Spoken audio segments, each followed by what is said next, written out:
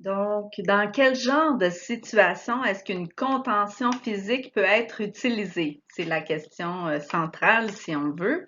Donc, en principe, les contentions devraient être utilisées en dernier recours. Et la situation, faudrait que la personne se mette à risque ou soit en danger, ou encore qu'elle mette quelqu'un d'autre en danger. On va voir le texte plus précisément. Donc, on dit que la contention physique est parfois utilisée lorsque la sécurité des patients est à risque, comme par exemple lorsqu'un patient est à risque de chuter. Encore là, il faut du jugement. Il y a plusieurs choses à tenir en considération.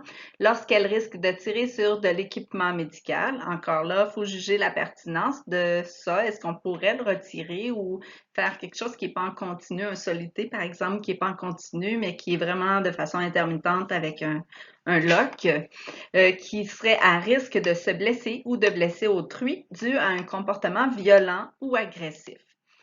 Je l'ai dit tantôt, la contention physique est toujours utilisée en dernier recours, c'est-à-dire lorsque les mesures de remplacement ou encore les mesures alternatives mises en place par l'équipe dans le but de prévenir le risque encouru n'ont pas fonctionné. Si on regarde par exemple le risque de chute, mais on va essayer de mettre des alarmes ou des détecteurs de mobilité.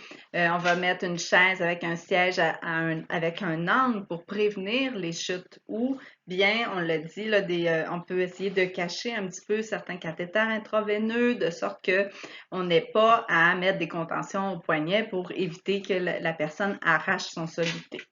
Donc, on va poursuivre avec la diapo suivante.